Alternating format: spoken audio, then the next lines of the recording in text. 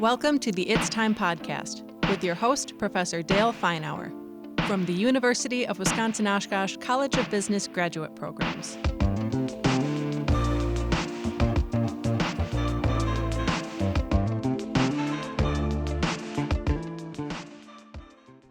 Welcome to the It's Time podcast, another offering of the UW-Oshkosh College of Business Graduate Programs. We're here once again at A.J. Armstrong Studios to help throw a little fuel on the flame of your desire to enhance your business management skills. Today, I am really pleased to have a longtime colleague and friend, Tim Wuest, with us here today. Tim is the president of Northcliffe Corporation. And Tim, why don't you start by just explaining a little bit about what the heck Northcliffe Corporation is, Badger Mining, what those businesses are. Sure, absolutely. Thank you, Dale. Northcliffe Corporation is the family holding company. So Northcliffe Corporation is owned mainly by a third generation, two families, with some of the fourth generation becoming involved in not only the company, but also in some ownership. So the Northcliffe Corporation owns Badger or holds Badger Mining Corporation, which is an industrial silica mining operation. Logical Logistics, which is a last mile logistics company, mainly for the well service company in Texas. And True Venture Composites, Nicolay Plastics, which is our plastic injection molding companies. And I'm on that. I'm on Northcliffe Corporation.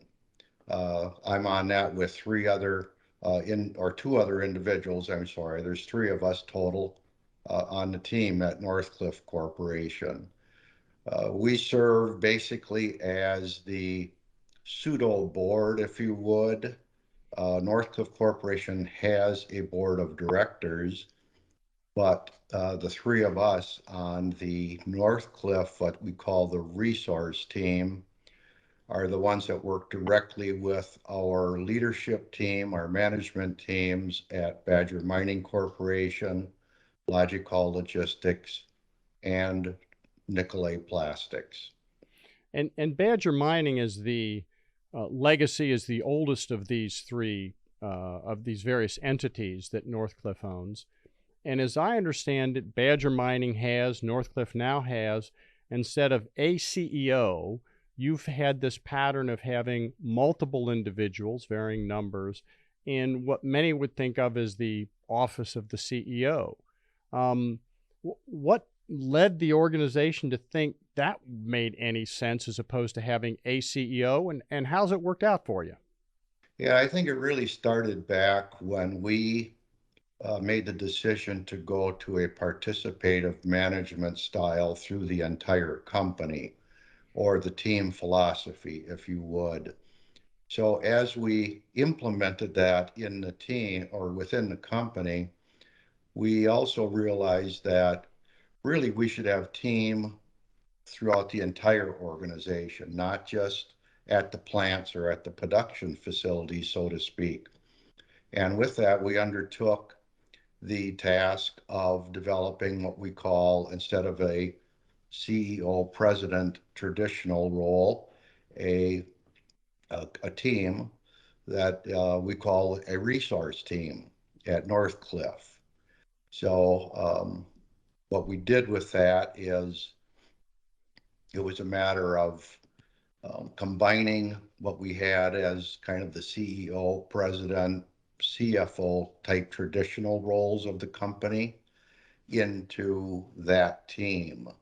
And then that team collectively assuming the responsibility of leading the organization.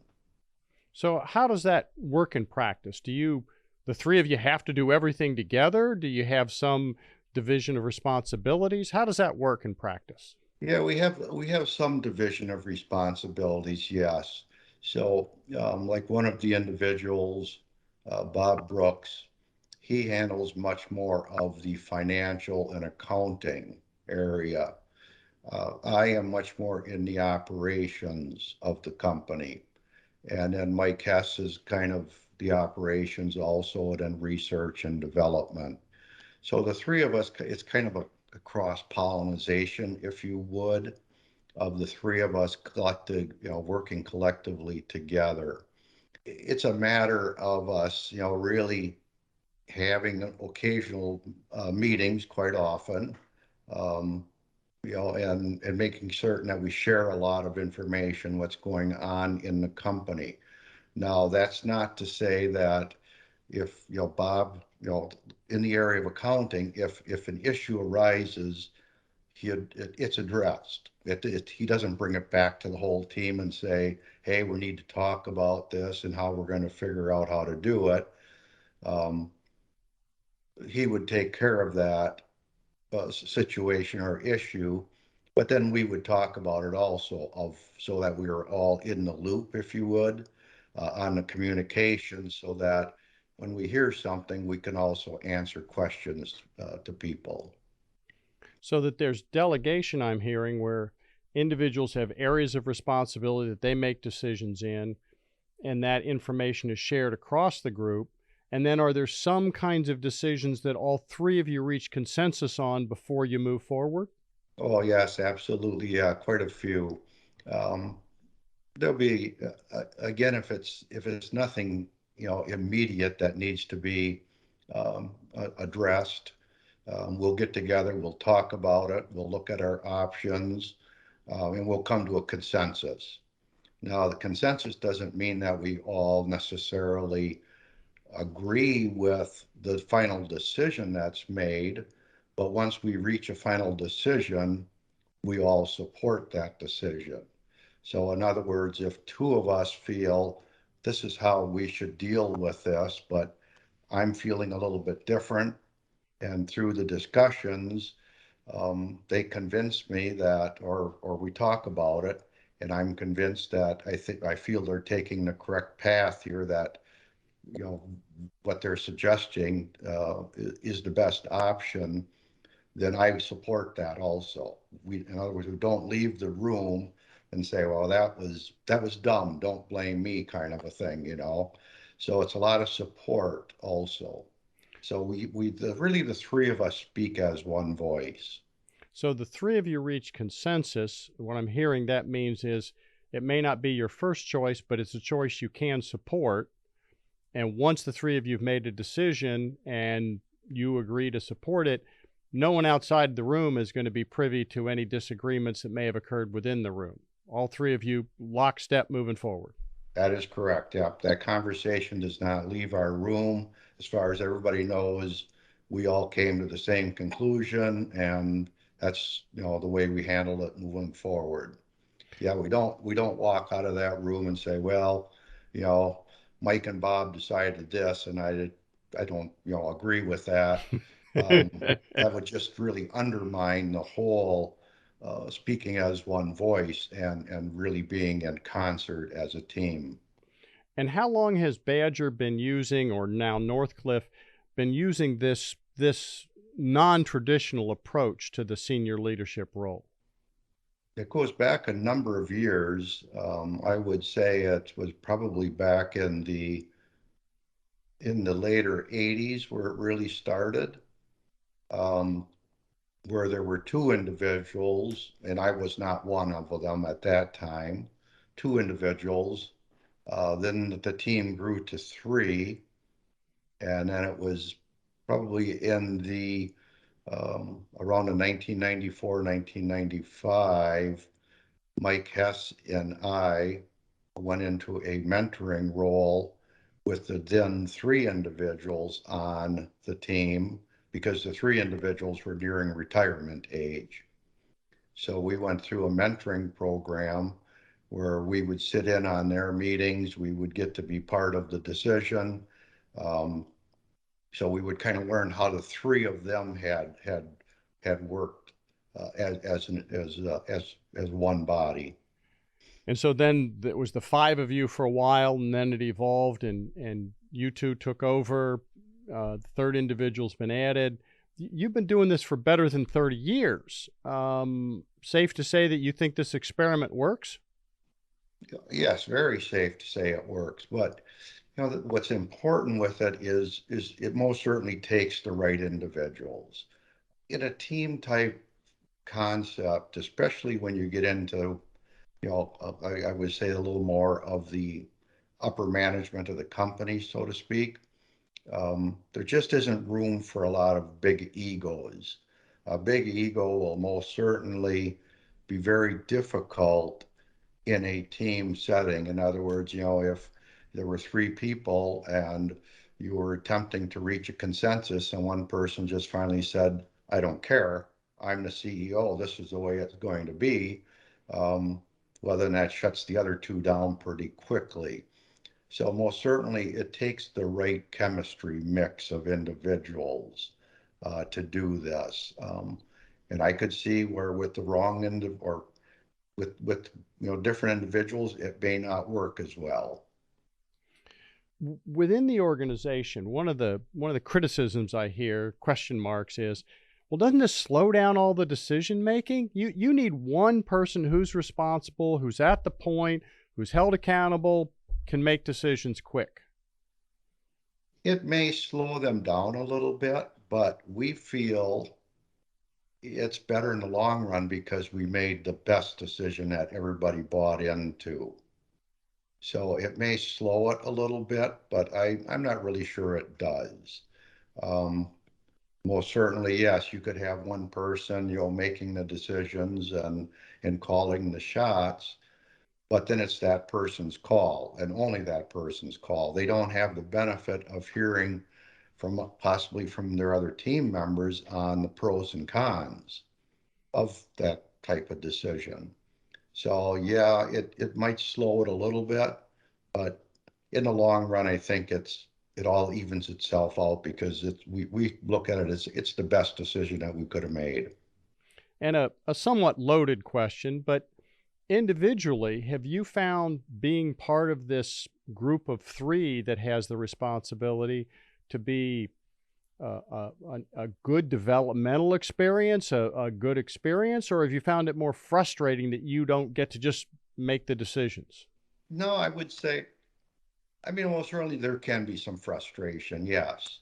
Um, but again, that frustration is short-lived, at times. So um, you really have to look at it as, again, as I said earlier, it's the speaking as a one voice and making certain that you're really in lockstep, with your other teammates. Very good. And you mentioned that you've done this as part of a move to employee empowerment, to employee engagement, to a team approach. And you did that back in the 1980s, long before many folks were doing that.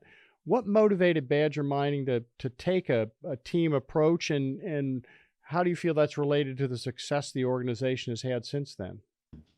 Right, what kind of drove it was back in the mid 1980s. We went through a real difficult time with the company the country was in a recession. The company fell on some hard times. We had to make some really tough decisions. And coming out of that, we started to really look at it and say, to really build this company strong for the future and build it, to last going into the future, we need to have input from all of our associates, our employees also. They're the ones that are out there. They're the ones on the front line. They're the ones who are doing the work. They're the ones who are running the production. We needed to get input from them so that we could better prepare the company for another downturn, if one were coming, and build as much efficiency into the company as possible also for the future. So we really wanted to get that input from all of our associates on, you know, help us look at your process and help us give you the resources that are needed to do that process in the best possible way you can. So you were convinced that you wanted the employees to be much more engaged in decision making throughout the organization. Absolutely, yes. We wanted them much more engaged. Um, really looked at it as we have to give people the bookends or the guidelines. And team doesn't mean you just kick the door open and everybody runs and you make whatever, you let everybody do what they want to do. Team most certainly has responsibility and accountability in it. So establish those bookends, if you would, or those guidelines. Establish expectations with people, but then leave people operate within those guidelines and to make the best decisions possible and to produce the best possible quality they could or product they could possibly produce also, and do it in a very safe and environmental manner also. Safety and environmentally sound manner. Why are those things important to Badger Mining, to Northcliffe? First, as a mining company, many times mining is looked upon and frowned upon as, well, you're just scarring the landscape out there, right? Yeah, so we want to make certain that what we're doing is we want to return all of the land better condition than when we took it over and started our process. Um, we also want to be looked upon as a really good neighbor, that the neighbors look at us and say, yeah, it's Badger Mining over there. Look what they've done. They've, created that nice green land over there, that nice, area with forestry in it. They've created wildlife areas. So, it's looked upon just as, very environmentally safe. Safety is very critical also. We want every one of our people to go home in the evening back to their homes in a very safe manner also. We do not want to have anybody get injured at work, um, hurt, disabled, anything like that. So we take safety extremely important, and we hold people very accountable to safety. That is one of our kind of the hallmarks of the company, is both safety and environmental. Is that if we can't do it in a safe and environmental manner, then we're just not going to do it. Then we will stop the process. Our associates, if they're operating one of our facilities and something, either a safety item were to develop or an environmental issue were to develop, they can just stop the process. They can shut it down and they can say, we need to address this before we go any further. We will not hold them accountable for that. What we would hold them accountable for is if something in a safety area were known, but they did not do anything with it and somebody got hurt. Then somebody would be held accountable to that. And the same would be with environmental. If somebody just said, yeah, don't worry about it, it's just a little bit of dirty water going out there, it's not going to hurt anything. We got to get these orders out because the customer's waiting for product, and they took no action to correct it, then that we would take some action and say, that wasn't the right thing to do. Um, you were better to shut the process down, correct the problem, and then begin the process again. Take this back to the concept of leadership. You're doing those things, safety, environmental, because you feel it's the right thing to do. Do you also feel it's good from a leadership perspective? It makes for a better led organization?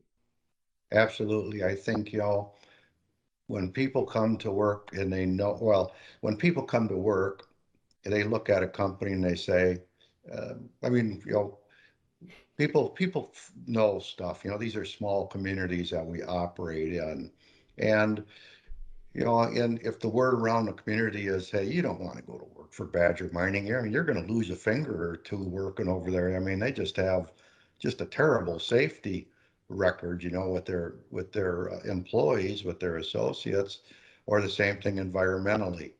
Um, people are looking at it and just saying, boy, that they're just a bad actor over there. I see dust in the air all the time. I see dirty water coming down the road. I see this big, area they opened up and it's raining and there's mud running down the side of the hill. Those are all things that most certainly do not project a positive image on a company by no means. And we want a very positive image. And you feel that that does relate to being a profitable organization in the long run? Absolutely. I think, profitability is important. Most certainly a company needs to make money, otherwise you're not going to be around very long. But at the same time, we don't place profitability over safety, over health, over environmental. We feel the profitability will be there if we do the right things in the areas such as safety, environmental, and health. And now, a few words about some of the programs and services offered by the UW-Oshkosh College of Business. Students in the University of Wisconsin-Oshkosh MBA Executive Program get a first-hand look at global business in action during a 10-day international study tour, visiting 2 countries and exploring diverse cultures around the world. Rated one of the most impactful elements of the executive program, cohorts have toured top-tier businesses in Accra, Ghana, Beijing, China, Nagasaki, Japan, Panama City, Panama, Seoul, South Korea, Stockholm, Sweden, and more. Be part of something bigger than yourself and experience education beyond classroom walls. Connect with an MBA advisor today by emailing mba@uwosh.edu to learn more about the MBA Executive Program and upcoming international study tours. That's mba@uwosh.edu. It's time to achieve more. Very good. Talk about the sharing of information. If I'm an associate working at Badger Mining, what do I know at one of the Northcliffe companies? What do I know about the profitability of the organization? How much of the data do you share? We're very open with all of the data. Most certainly, we just don't hand out financial information, but what we do is at the end of every month, at the end of every quarter, we have what we call a town hall meeting, and we will go through the financial information for the company, so people will know exactly what our costs are. They will know if there's been a profit or a loss made by the company. We feel, our people are, hold them accountable to keep the information confidential, most certainly. But we feel it's better to share the information. Without sharing the information, people make their own conclusions of what they think is happening. And many times those conclusions are wrong, right? So if you tell them and you inform them, then people know. You just, treat people as adults. Expect them, that this is confidential information. We expect that you'll keep it confidential, but we want you to know the information. So we do share. So everybody working at Badger Mining Corporation, they know what the financial situation is for Badger Mining Corporation. We also do some forms of some various different gain sharing. So people actually monitor certain items in their area, whether it's a consumable, whether it's a cost on a per ton basis, whether it's a reportable accident, whether it's reportable environmental incident. Those are all measured also, and then people are actually compensated for meeting certain goals in those areas. And at the same time, it's a scorecard, and there's a subtraction that's done also if there are, let's say, reportable accidents that were preventable, or if there was an environmental situation that was preventable. That's also taken off of the scorecard and reflected in what we call our at-risk or achievement pays. Excellent. So you're connecting the dots of organizational philosophy, organizational values with the way the employees are being rewarded. Correct. And then we also have a profit sharing program also.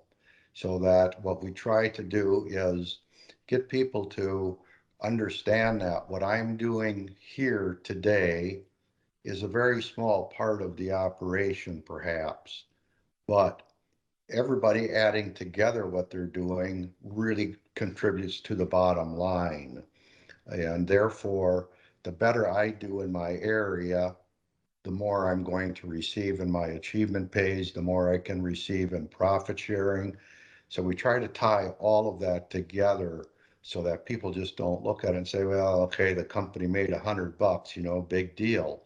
They can look at it and say, the company made $100, but I helped the company make that $100 because here's what I did to contribute to that area. And it then has some benefit to them through the profit sharing program. Correct. That's right. Yeah, right. Right. They would receive, a certain percentage of that profit. In organizations today, we've seen figures that 50% of millennials are have either quit or looking for a job, plan on looking for a job in the very near future. What's the experience of your organization been in terms of turnover? Have you got a turnover problem in the organization, as many companies do? No, most certainly we have some turnover, and we measure our turnover, and we have some goals. We take our time with hiring. We do a very lengthy interview process, and we want to make sure that what we're hiring is the good fit for the organization. At this point, we have not experienced a real high turnover. We have a very low turnover rate within the company, and we have just very highly dedicated associates with the company. We have a lot of long-term people that have been with us for a number of years, and they're just, again, we want to treat them. We feel if we treat people right, we treat them like they're one of the family. We open with information. People want to stay at the company. So our turnover is not, at this point, is not that great. I'm hearing a reoccurring theme, if I've got this right, that you do things because they're the right thing to do, and you truly believe it's the right thing to do, and that's why you do it. But it also turns out to be the desirable thing to do from a organizational performance perspective. Is that accurate? Yeah, that would be accurate. Correct. Yes. Doing the right thing, I think, again, really, when going back to, when we have job openings, we really do not have a real issue finding candidates. We feel, we're one of the companies of choice in our areas to work for. And it's because of doing the right things that word gets out in the communities. People say, hey, you're going to work at Badger Mining. You're going to like it there. My cousin works there. He talks very highly of the company. So doing those right things really gets people again to buy in and feel that they're part of the process. They're just not come in the morning, punch in, set your brain down by the door and pick it up on the way out when you leave. It's, you're part of an organization that really wants you involved very heavily in the entire process and decision making. Now, wait a minute. Do I have this right that in this environment where almost every company is screaming about the inability to find good employees, lack of talent is the biggest problem that organizations in the United States are identifying, that's not fundamentally a problem with your organization? You've got good employees and you've got an ability to recruit new ones when you've got openings? That's correct. At this point, we're having very good luck with recruiting. Correct. Now, geographically, we'll have a little bit of a challenge in different areas from time to time, such as, in more of our remote areas, such as in Southwest Texas. A little more of a challenge there, finding people. But at the same time, we were able to fill vacancies very quickly when we have them open. And how many open positions do you typically have at one time? I hear lots of organizations where, 10% of all the positions in the organization are open. No, we may have a couple open right now. Um, But it may only be a couple. How many employees do you have? Badger has about around 200. So you got 200 Badger, you got more than that in the Logic Hall and the True Venture, and excuse me. And with all that, you've got maybe a couple of openings. That's very impressive. Right. Mm-hmm. Right. All right. Well, so you've got this interesting team approach, which you start at the top. You lead by example. You've got team from the top down through the organization, which it sounds like has been a very good approach for you and has worked well. Any significant limitations that you would see to the team approach, to the way you do things? Well, I mean, the team approach, it's probably like our hiring process is probably a little bit slower than what I would call more a traditional company. We just don't have openings and have our HR department, hey, fill these. HR department, they'll do, look at some candidates. Um, they'll do initial clearing, and then we'll have interviews that will include the teammates who will be working with this individual. So, the team process, it may slow down a few things here and there, but as I said earlier, Dale, in the long run, we feel we get a better decision and a decision that's bought in by more people. So there's more success with the team process versus just a traditional hierarchical type organization. Am I hearing it right that if we're giving advice to leaders that may be sitting there thinking, wow, that sounds like pretty good stuff, that one of the things to be careful about is making sure they've got the right people? It sounds like having the right people has been critical to your organization. Absolutely, yes, yes, yes, very critical, yes. Okay. There are times that for certain positions within the company, we'll even do a little bit of some personality profiles.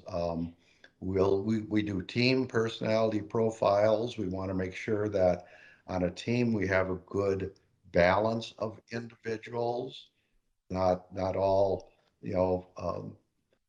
A-type personalities, but a good mix.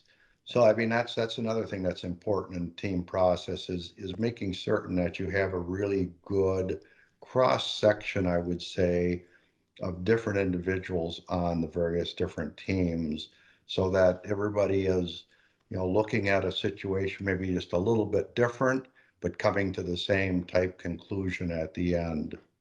Okay, because they're all sharing the same goal that you've identified.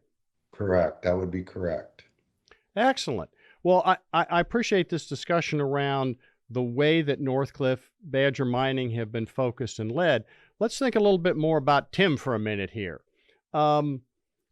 What has been your life story that has led you to be the leader you are today? What's been influential in your life? Hmm. I think really, if I look back on it, growing up on a dairy farm, I think that taught me a lot about teamwork right there, and about, hey, you got to get it done. You just can't, you know, sit back and wait for somebody else to do it. So I think that kind of growing up in that environment kind of gives you that, okay, you gotta, we got this task to get done. I can't do it alone. We have to have a group of us to do it, and we all have to get along doing it here, right? So to speak. So And you've got no choice but to get it done as a group. You needed to make it happen. right, yeah, right. So I think that kind of helped a lot, and then most certainly as I came up through the company. through my various different mentoring processes and opportunities that I had, most certainly I had some good mentors that also would help me, uh, with the whole team philosophy. I'll admit there was one time when we first started team, I wasn't quite so sure how it was going to work. I did have a little bit of reservation with it. But as we continued to work with it, we gave it time. All of a sudden, the light came on and just said, "This is better than." It actually it eased my job a little bit by having a team concept, quite frankly. Like when I was at the plant at Fairwater, as the leader there, um, most certainly, at one time, if you were more of a hierarchical, you were always getting called and, hey, this, what about this? What, this, or you're getting a call in the middle of the night that, hey, this broke, what should we do? Once we got the team concept going, people just started naturally, okay, we know what to do here. We know how to get this done. So it actually does kind of help the whole role as a leader also. So I think going back, Dale, it's growing up on the farm, I think I had some very good mentors, and then actually working with the whole team process. And most certainly, I have to, throw a shout out to you also. You helped us through developing some of the programs that we've have, in working, with outside resources and bringing in some expertise, such as yourself and some other individuals that we had from time to time from the university. But you were a big player in a lot of that, so I've got to throw a shout out to you also. Well, that's very kind of you, Tim. I thoroughly enjoyed whatever limited role I could play and help make it happen. It was a joy, and I'm hearing that from your perspective, being in a team environment made leadership a less stressful activity than you think it might have been in a traditional hierarchical organization. Have I got that right? That's correct. Yeah, less stressful. It kind of it made being a leader, I think, a little bit of easier task, if you would, because everybody wasn't just always waiting for a decision from me. They knew after a while, they knew what decisions needed to be made. And as a leader, what's important in the team process is if you have a team and they make a decision, and sometimes a team may not make the right decision, but then you have to take that and use it as a learning experience with the team, not a punitive type experience. In other words, if a team goes ahead and makes a decision and things don't turn out quite so good with that decision, you can say, okay, well, let's just talk about this. What did we learn by going through this? What did we learn by making that decision and going with it?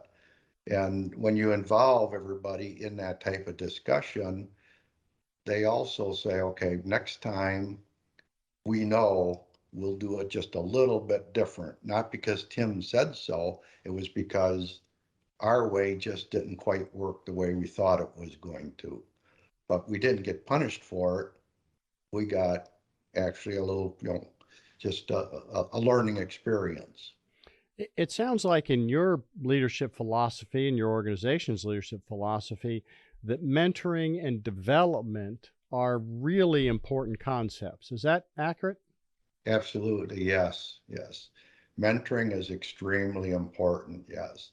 Again, as I said earlier, teams, and I think, some companies that have tried team, from what I've studied, from what I've heard from other people, is they just walk in one day and they said, okay, starting tomorrow, it's team around here. Everybody's going to have be part of the decision. And everybody was like, okay, what does that mean? Because they're not given a lot of the information that's needed. They're not mentored to understand what educated what it means to be part of a team organization. So yeah, you have to go through that. You have to go through a lot of training, a lot of education, a lot of learning experiences with people, working side by side with people, really taking people under your wing, under your arm, working with them. And then eventually, I mean, people just start to get it after a while. I'm the firm believer that the vast majority of people want to do the right thing. What they need is the encouragement to do it. What they need are the guidelines. What they need is these are your decision points. You can't go beyond this or you can't go beyond this. In other words, if the decision is, we're looking at getting a new front end loader, where they just can't go out and order one. What they can do is the decisions might be, you can make a recommendation on the type of front end loader based on some research that you're going to do, and bring that back, and then we'll make the decisions together what we're going to do here for the purchase. Again, it's just we're going through a lot of learning experiences with people. It sounds like the organization has a very positive view of human nature, that not only does the leadership want to do the right thing because it's the right thing to do, but I'm hearing that you're running the organization on the proposition that the employees, the associates, are going to want to do the right thing because it's the right thing to do, given an opportunity. Absolutely, that's correct. Yes. And history's borne out that you're correct? That's what's happened? Absolutely. I mean, 100, I will not say it's always 100%. As I say, there are times when decisions are made, but again, you need to look at that, and then you need to work with the team and use it as a learning experience. So a lot of mentoring, a lot of learning experiences with people. I said it's, team is really still holding people accountable. Team doesn't mean, for us, if we, what we do is at the beginning, let's say, of a work schedule or a week or whatever it is, we'll have a certain amount of production that needs to be produced. And the team then can make the decision, well, how do we want to run this in the best manner to be the most efficient? How do we want to run the process? And actually, if the team gets the production done in less amount of time than what's kind of, thought it would take, the team can actually, shut the process down and say, we've got done what we needed to get done here. But we did it together, all of us together here. So the team is empowered to make those decisions within a certain set of criteria. Yes. Again, there's got to be criteria. There's still got to be accountability and responsibility. You just cannot, without accountability and responsibility, in my opinion, team will just fail, because everybody will be making whatever decision they want, doing whatever they want, doing it however they want, and then nothing will really get accomplished. So there still has got to be a set of guidelines. There's got to be a set of rules, but the team can operate within those rules and within those guidelines. In other words, they can slide the scale back and forth between those two boundaries, making their decisions as long as they don't go beyond those points. So the concept that team means everybody can do whatever they want, free love, is not accurate. That is not accurate at all. No. That is the farthest from the truth as far as, the way we look. Very good. And now a few words about some of the programs and services offered by the UW-Oshkosh College of Business. The future of business is data-driven. Employers in every sector need people who can analyze large amounts of data, think critically to understand its impacts, and work with teams to convert insights into actions. The University of Wisconsin-Oshkosh College of Business offers a graduate-level data analytics certificate to provide the most current and applicable skills in this area of high demand. In just 9 months, you will learn about the most important strategies, tactics, and methods of analyzing data, and put yourself in a position to advance your career. The Data Analytics Certificate can also serve as a starting point into the MBA Professional Program. Learn about the curriculum, program start dates, tuition, and more by visiting uwo.sh/data analytics. That's uwo.sh/DATAANALYTICS. So that young man born on a dairy farm a few years ago, do you think he was a born leader? That was just, it was born in you that you were going to be a strong leader? Uh, I don't know if I'd say I was a born leader. I think it was over time. It took a lot of time. I still think, people are born with certain skill sets, but over time we have to hone those skill sets to use them to our best abilities. And some of us, some people, have the skills who probably do want to lead a little bit more, and others do not. Well, certainly we see in people, some people just are very happy being on their team, doing what they want. And they don't want to take more of a leadership role in a company. They just don't want to. And we have others who want to excel. So I think it's some people are born with it, some are not. Probably, I guess I was born with a few of those skills, but then over time, a lot of them were honed into what was needed for today. So I'm hearing that leadership isn't necessarily for everyone, that some folks it makes sense, some it doesn't, and that's fine. That's good in your organization. Absolutely. Some people do not want the leadership role. Dealing with people is difficult. It's probably one of the most challenging things that a leader has got to do is deal with human nature.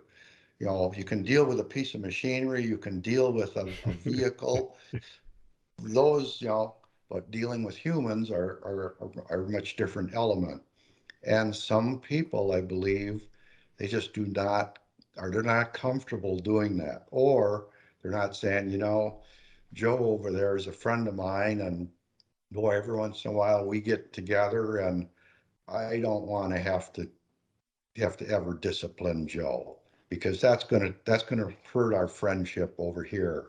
And my friendship is more important than being a leader. So again, it gets into that mix of people that you need. If you're on a team, you just can't have everybody that wants to be a leader, because I think again, you're not going to get a lot accomplished. You need a combination of leaders. You need a combination of doers. You got some followers. So not everybody wants that leadership role. You think of leadership as being more of an art or a science? It's an art. It really is. It really is the art, especially in a team concept. I think it becomes much more of an art there. I think in a very hierarchical situation or company, it probably is more of a science, because it's a supervisor. Here's my job description. Here's what I need to do. Yes. And by God, I'm going to hold other people accountable to it, right? I'm the boss. In a team environment, I think it becomes much more an art and a much more skillful area that you need to be in. Self-awareness, self-reflection, are these important skills for somebody who's going to be successful in leadership? An ability to be introspective? Yes, it definitely is. Yes, self-assessment is very important.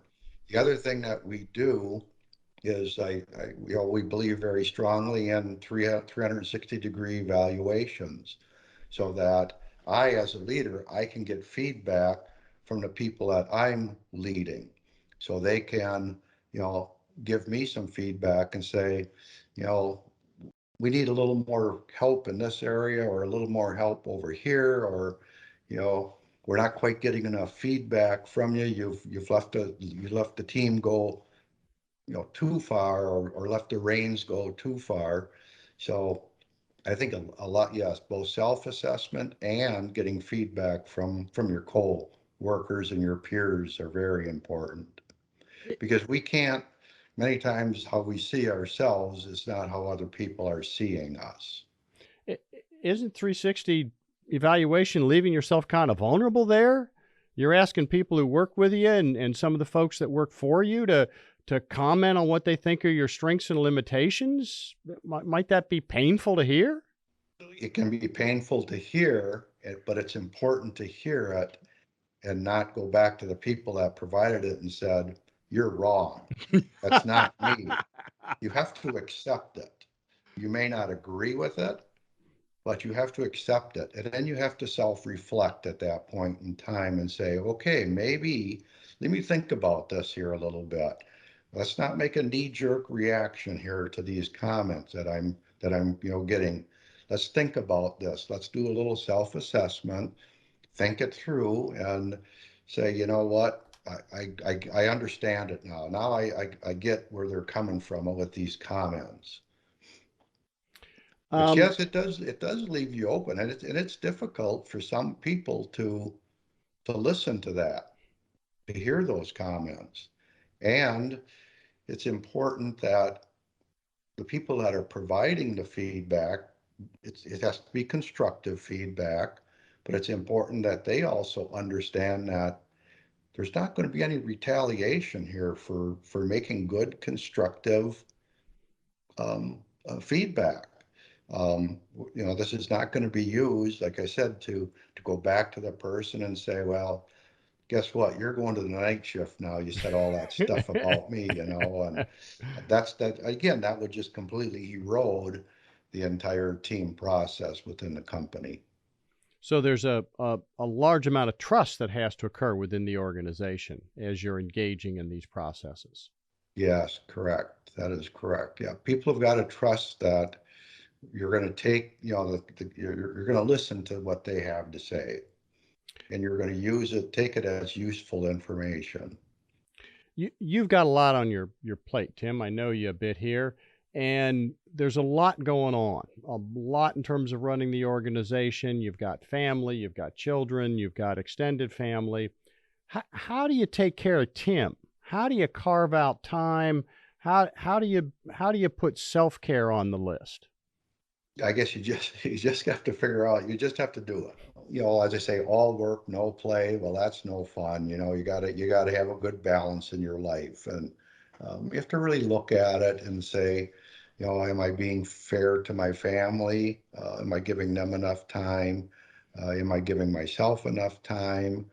I guess, I just look at it every once in a while, and say it's just time maybe to take a little bit of time here for myself and do something, and just kind of get removed for a little bit, some time to think things through, and reflect on a few things. I think faith is important.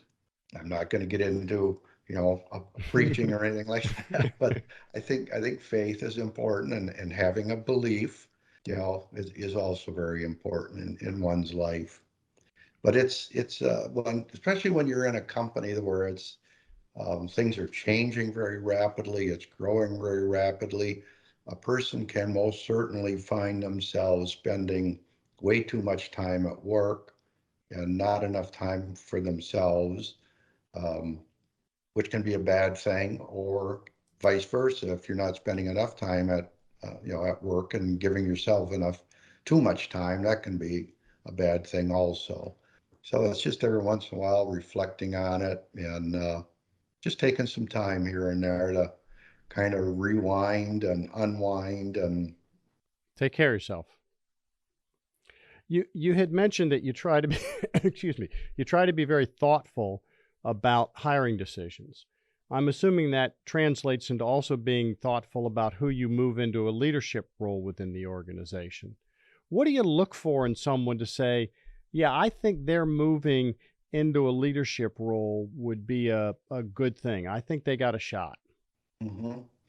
A lot of it is, working with the people very closely, watching their actions, look at how they're treating other people, look at how they're interfacing with people, looking at their desire, probably having discussions with them and say, what's your goals here in the next year, in the next 18 months, in the next 3 years? Where do you see yourself?